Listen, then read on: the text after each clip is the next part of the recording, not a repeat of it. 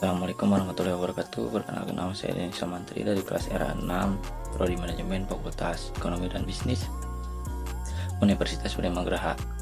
Tujuan saya membuat video ini untuk memenuhi tugas dari MK Etika dan Tanggung Jawab Sosial Bisnis dengan dosen pengampu Ibu Berlian Nursanti Mahardika MPD.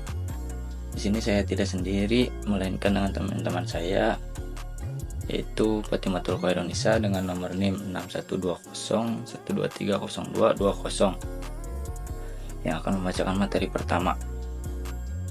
Dita Khairul Aini dengan nomor NIM 612012302226 yang akan membacakan materi kedua. Siskawati dengan nomor NIM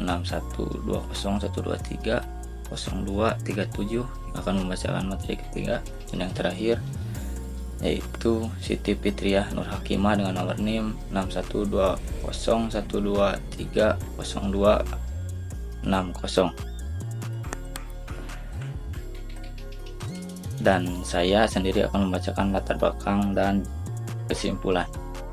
Latar belakang: dalam globalisasi ini, arus perdagangan memiliki implikasi penting untuk membentuk laju pertumbuhan ekonomi.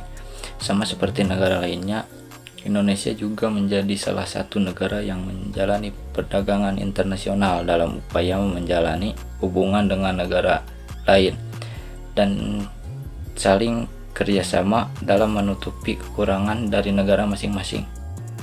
Isu dalam etika bisnis. Isu dan etika dalam bisnis merupakan topik yang mencakup berbagai tantangan dan dilema moral yang muncul dalam dunia bisnis modern. Berikut adalah beberapa isu etika utama yang sering dihadapi dalam dunia bisnis. Yaitu A. Etika dalam pengambilan keputusan. Setiap keputusan bisnis dapat mempengaruhi banyak pihak, termasuk karyawan, pelanggan, pemegang saham, dan masyarakat luas. Keputusan yang tidak memperhatikan dampaknya terhadap pihak-pihak tersebut bisa dianggap tidak etis. Contohnya seperti memotong biaya produksi dengan cara menggunakan bahan baku berkualitas rendah yang berbahaya bagi konsumen. B. Tanggung jawab sosial perusahaan atau CSR. CSR merujuk pada komitmen perusahaan untuk menjalankan bisnis dengan mempertimbangkan dampak sosial, ekonomi, dan lingkungan. Perusahaan diharapkan berperilaku secara bertanggung jawab terhadap masyarakat dan lingkungan di mana mereka beroperasi. Contohnya seperti sebuah perusahaan tekstil yang mengabaikan standar keselamatan kerja di pabrik yang kemudian menyebabkan kecelakaan kerja. C. Hak dan kesejahteraan karyawan. Isu etika ini mencakup upah yang adil, jam kerja yang manusiawi, kondisi kerja yang aman, dan perlakuan yang adil terhadap semua karyawan tanpa diskriminasi. Contohnya seperti perusahaan yang memperkerjakan buruh anak atau membayar upah yang tidak layak dianggap melanggar etika bisnis. D. Praktik bisnis yang transparan. Transparansi dalam laporan keuangan, proses pengambilan keputusan, dan praktik bisnis secara keseluruhan adalah bagian penting dari etika bisnis. Contohnya yaitu penipuan akuntansi seperti yang terjadi pada skandal Enron, di mana perusahaan secara sengaja menyembunyikan kerugian finansial untuk memanipulasi harga saham. E. Penyalahgunaan informasi. Penyalahgunaan informasi internal atau insider trading adalah isu etika yang sering muncul dalam bisnis. Informasi sensitif perusahaan tidak boleh digunakan untuk keuntungan pribadi. Contohnya yaitu karyawan perusahaan yang menggunakan informasi tentang merger atau akuisisi untuk melakukan perdagangan saham sebelum informasi tersebut diumumkan kepada publik. F. Pemasaran iklan yang menyesatkan. Etika dalam pemasaran mencakup kejujuran dan transparansi dalam berkomunikasi dengan konsumen. Iklan yang menyesatkan atau informasi produk yang tidak akurat dianggap sebagai pelanggaran etika. Contohnya seperti perusahaan yang mempromosikan produk kesehatan dengan klaim yang tidak terbukti secara ilmiah. G. Isu lingkungan. Tindakan perusahaan yang merusak lingkungan seperti pembuangan limbah beracun atau eksploitasi sumber daya alam secara berlebihan dianggap tidak etis karena merugikan masyarakat dan ekosistem jangka panjang. Contohnya seperti kasus pencemaran lingkungan oleh perusahaan minyak yang mengakibatkan kerusakan besar pada komunitas lokal dan ekosistem, seperti tumpahan minyak BP di Teluk Meksiko. H. Korupsi dan suap. Dalam bisnis internasional, korupsi dan penyuapan merupakan masalah besar yang mempengaruhi etika perusahaan. Hal ini dapat mengikis kepercayaan publik dan menimbulkan ketidakadilan dalam persaingan bisnis. Contohnya yaitu seorang eksekutif yang memberikan suap kepada pejabat pemerintah untuk memenangkan kontrak bisnis besar. I. Monopoli dan kompetensi tidak sehat. Praktik yang merugikan persaingan bisnis yang sehat seperti kartel atau tindakan monopoli dianggap tidak etis karena menciptakan pasar yang tidak adil bagi pemain lain. Contohnya yaitu perusahaan yang secara sengaja mengakuisisi persaingan kecil untuk menciptakan monopoli pasar dan menaikkan harga tanpa kontrol. Penentuan perilaku tidak etis dalam bisnis internasional. Penentuan perilaku tidak etis dalam bisnis internasional melibatkan beberapa faktor yang berinteraksi, termasuk hukum, norma budaya, dan prinsip etika. Berikut adalah beberapa cara untuk menentukan perilaku yang tidak etis dalam konteks bisnis internasional. Yang pertama, ada hukum dan peraturan. Kepatuhan hukum. Perilaku yang melanggar hukum baik lokal maupun internasional dianggap tidak etis. Contohnya adalah penyuapan, penggelapan pajak, dan yang terakhir ada pelanggaran hak asasi manusia. Regulasi perdagangan, beberapa negara memiliki regulasi yang ketat mengenai praktik bisnis, termasuk larangan terhadap praktik anti persaingan atau monopoli. Dan yang kedua, ada norma dan budaya. Perbedaan budaya, apa yang dianggap etis di satu budaya mungkin tidak diakui sebagai etis di budaya lain. Misalnya, pemberian hadiah sebagai bentuk penghormatan mungkin dianggap wajar di satu negara, tetapi di negara lain bisa dianggap sebagai suap. Kesadaran budaya, perusahaan harus memahami kondisi budaya di negara tempat mereka beroperasi dan menyesuaikan praktik mereka agar sesuai dengan norma yang berlaku. Dan yang ketiga, ada standar etika internasional. Pedoman internasional, banyak organisasi internasional seperti Organisasi Buruh Internasional bisa disebut juga dengan ILO, dan Organisasi untuk Kerjasama dan Pembangunan Ekonomi bisa disebut juga dengan OECD, telah mengembangkan pedoman etika yang membantu menentukan perilaku yang dianggap tidak etis. Kode etik perusahaan. Banyak perusahaan mengembangkan kode etik yang mengatur perilaku karyawan dan manajemen. Pelanggaran terhadap kode ini bisa dianggap tidak etis. Dan yang keempat, ada tanggung jawab sosial perusahaan atau CSR. Komitmen terhadap CSR, perusahaan diharapkan untuk bertindak secara bertanggung jawab terhadap lingkungan dan masyarakat. Praktik yang merugikan masyarakat seperti eksploitasi tenaga kerja, pengabaian lingkungan, atau kurangnya transportasi dianggap tidak etis. Reputasi dan keberlanjutan perusahaan yang tidak memperhatikan tanggung jawab sosialnya dapat menghadapi resiko reputasi dan keberlanjutan jangka panjang. Yang kelima, ada dampak stakeholder. Kesejahteraan stakeholder, pertimbangan etis harus melibatkan dampak keputusan bisnis terhadap semua pemangku kepentingan, termasuk karyawan, pelanggan, komunitas lokal, dan yang terakhir, lingkungan.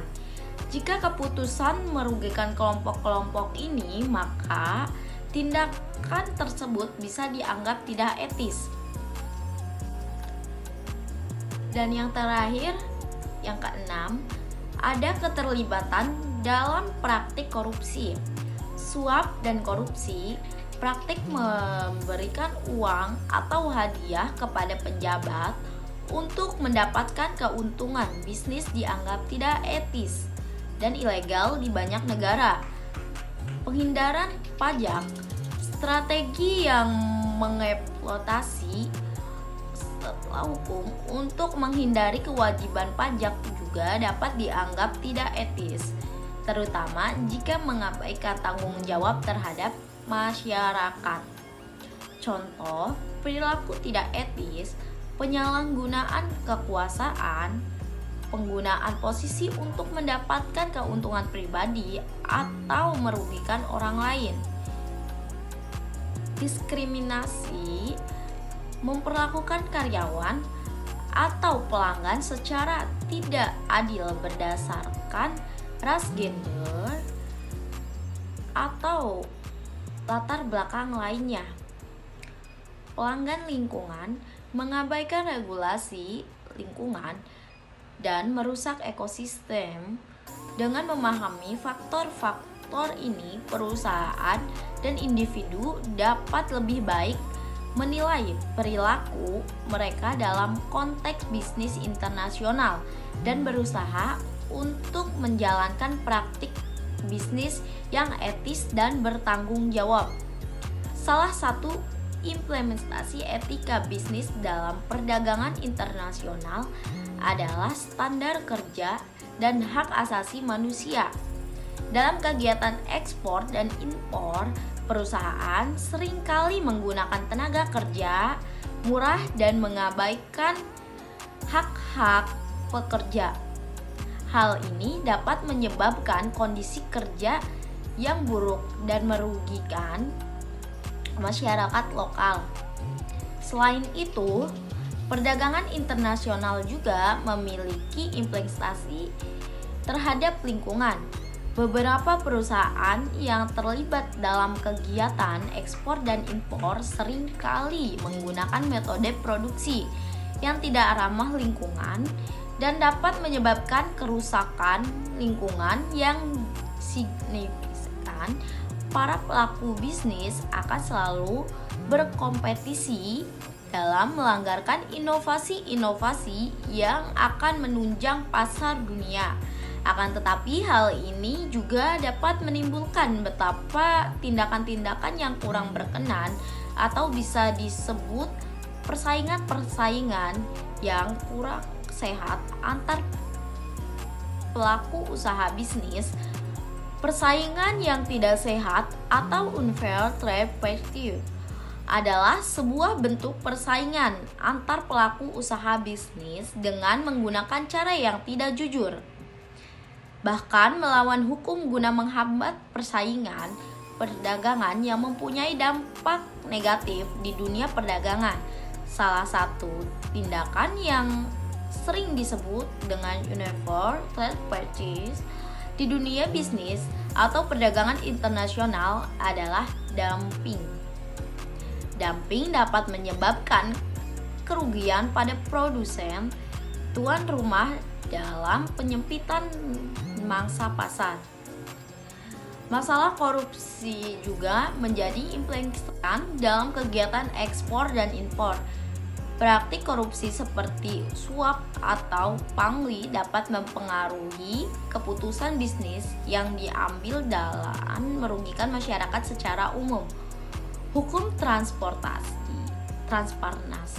dan akuntabilitas yang menjadi isu yang penting dalam kegiatan ekspor dan impor, di mana kurangnya regulasi yang efektif dan transparansi dapat memudahkan bisnis yang tidak etis. Etika bisnis adalah studi tentang standar dan prinsip moral yang diterapkan dalam konteks bisnis. Ini juga mencakup berbagai aspek seperti kejujuran, integritas, keadilan, tanggung jawab sosial, dan kepatuhan terhadap hukum. Etika bisnis juga membantu perusahaan untuk menentukan apa yang benar dan apa yang salah dalam operasional mereka sehari-hari dan dalam pengambilan keputusan strategis. Jadi, contohnya, jika perusahaan berjanji kepada pelanggan untuk memberikan produk berkualitas tinggi, tetapi sebenarnya produk tersebut tidak sesuai dengan standar yang dijanjikan, nah, maka dari itu dianggap melanggar etika bisnis. Etika dalam bisnis internasional adalah aspek penting yang mempengaruhi hubungan antara perusahaan dan pemangku kepentingan global. Jadi, dalam konteks bisnis internasional, etika mencakup prinsip-prinsip moral dan standar perilaku yang harus diikuti oleh perusahaan yang beroperasi di berbagai negara, dengan budaya, hukum, dan regulasi yang berbeda. Perbedaan teori yang pertama itu ada teori relativisme etika. Pengertian relativisme etika berpendapat bahwa apa yang dianggap benar atau salah berbeda-beda tergantung pada budaya dan konteks lokal. Dalam bisnis internasional, berarti perusahaan harus menghormati dan mengikuti norma-norma etika yang berlaku di negara sempat mereka beroperasi. Jadi ketika sebuah perusahaan memasuki pasar baru, mereka perlu memahami nilai-nilai, tradisi, dan ekspektasi etika lokal. Misalnya, praktik bisnis yang dianggap wajar di satu negara bisa dianggap tidak etis di negara lain. Yang kedua yaitu ada teori universalisme etika. Pengertiannya berpendapat ada prinsip-prinsip etika yang bersifat universal dan harus diikuti oleh semua orang dimanapun mereka berada. Jadi dalam konteks bisnis internasional ini berarti perusahaan harus menerapkan standar etika yang sama di semua negara tempat mereka beroperasi. Jadi, perusahaan diharapkan tidak hanya menyesuaikan diri dengan norma lokal, tetapi juga menjaga prinsip-prinsip etika yang universal. Yang ketiga ada teori integritas. Pengertian teori ini menekankan pentingnya perusahaan memiliki nilai-nilai inti yang kuat dan konsisten dalam semua aspek operasionalnya. Dalam bisnis internasional ini, berarti perusahaan harus mempertahankan integritas dan tidak mengorbankan prinsip-prinsip etika demi keuntungan jangka pendek. Jadi maksud dari teori ini yaitu perusahaan harus menjaga integritasnya, yaitu tidak mengorbankan prinsip-prinsip etika hanya untuk meraih keuntungan jangka pendek. Misalnya, meskipun terdapat peluang untuk meningkatkan keuntungan melalui praktik yang merugikan seperti korupsi atau eksploitasi sumber daya, perusahaan harus tetap berpegang pada nilai-nilai etika yang mereka miliki. Menjaga integritas juga membantu perusahaan membangun reputasi yang baik di pasar global, memperkuat kepercayaan konsumen, dan menciptakan hubungan positif. Yang terakhir yaitu teori tanggung jawab sosial atau Corporate Social Responsibility atau CSR. Pengertiannya yaitu konsep bahwa perusahaan harus bertanggung jawab tidak hanya kepada pemegang saham, tetapi juga kepada semua pemangku kepentingan termasuk karyawan, pelanggan, komunitas lokal, dan lingkungan. Jadi maksud dari CSR ini yaitu perusahaan yang diharapkan dapat memberikan kontribusi positif terhadap masyarakat dan lingkungan dimanapun mereka beroperasi. Etika dalam bisnis internasional adalah penerapan prinsip-prinsip moral yang berlaku dalam setiap aspek operasional perusahaan. yang beroperasi di dalam global. Penerapan etika ini sangat penting terutama karena perusahaan seringkali menghadapi berbagai perbedaan, mulai dari perbedaan budaya, hukum, dan nilai di negara-negara tempat mereka beroperasi. Ada beberapa cara yang dapat dilakukan untuk mengimplementasikan etika dalam bisnis internasional, antara lain yaitu kode etik global. Perusahaan dapat mengembangkan kode etik global yang menerapkan standar perilaku yang diharapkan dari semua karyawan dan pengakuan kepentingan. Misalnya seperti perusahaan dapat membuat kode etik yang berlaku di seluruh cabang internasional mereka dengan prinsip-prinsip seperti menghormati kebersihan dan mencegah konflik kepentingannya. Pelatihan etika. Perusahaan harus menyediakan pelatihan etika yang berkala kepada karyawan untuk memastikan bahwa mereka memahami dan mematuhi standar etika yang diterapkan.